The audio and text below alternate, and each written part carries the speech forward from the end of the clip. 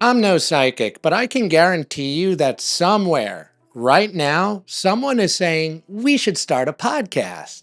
And at the same time, somewhere else, someone's saying we should probably kill our podcast. The reality is that 90% of podcasts never find an audience. With so many new shows popping up each and every day, most shows fail to stand out. Instead of bringing something new to the table, most shows just settle for the same old, but with a new name. Sort of like how becoming a life coach is like turning your unresolved trauma into a membership plan. So in this video, I'm going to share a few pointers to help you create a podcast that stands out from the pack.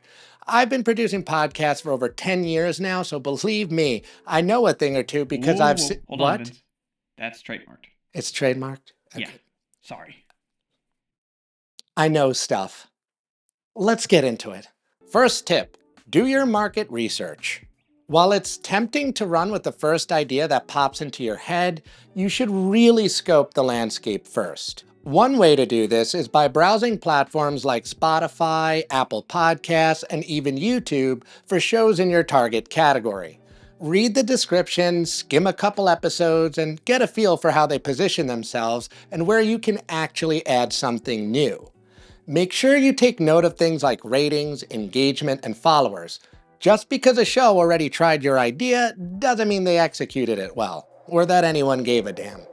Just a heads up, there are a ton of AI-generated podcasts out there, and yes, they're as awful as they sound. They aren't good indicators of much other than that we're sleepwalking into a cold, automated void where humanity's only purpose is to feed the content machine until our souls evaporate.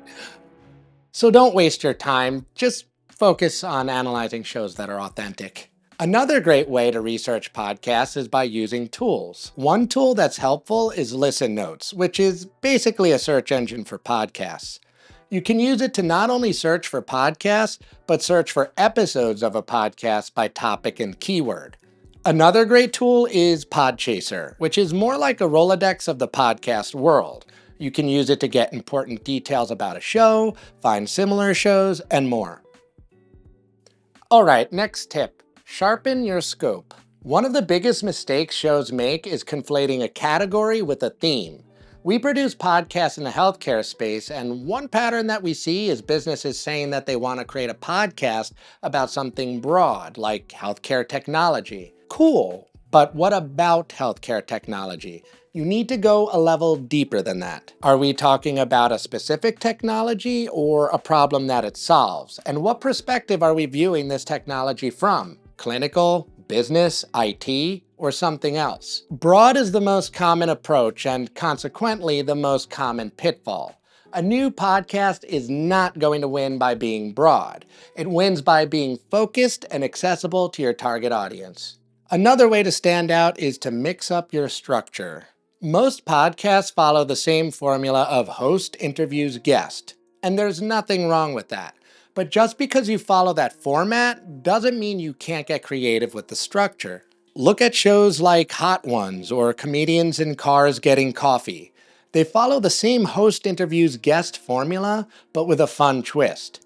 Too many shows fall into the same tired trap of bringing on a guest only to let them talk about how great their company is for an hour.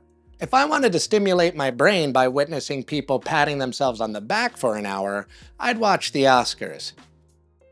Or scroll LinkedIn. Speaking of Oscars, in Hollywood, a common practice for pitching new screenplays is to use a reference hook. For instance, a reference hook for the movie Speed would be Die Hard on a bus.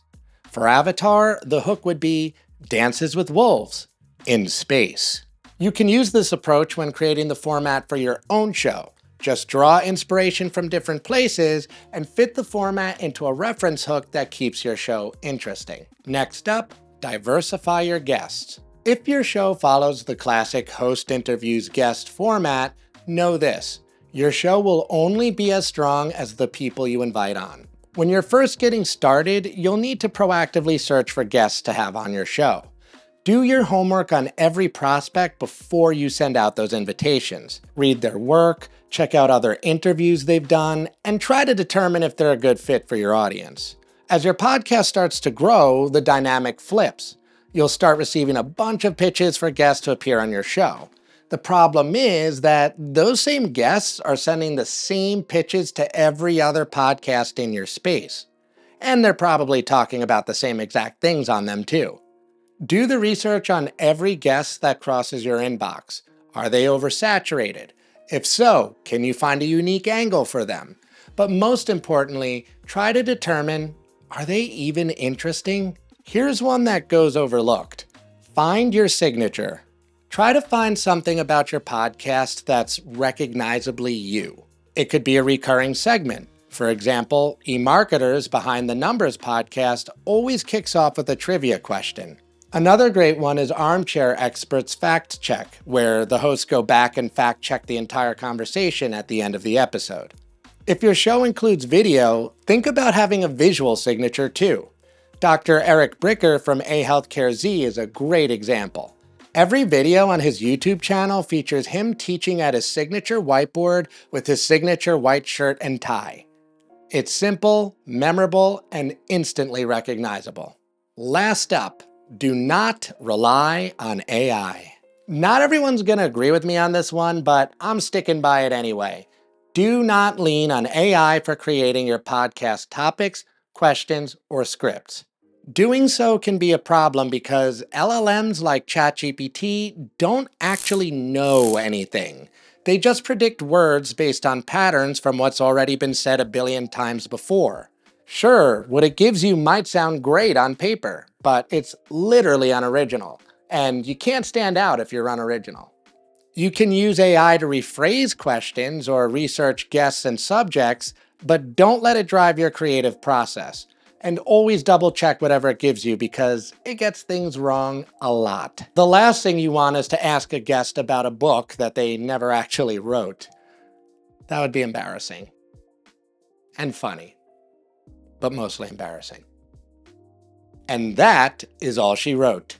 You've got the blueprint, you've got the ideas, now get on out there and build a podcast that truly stands out.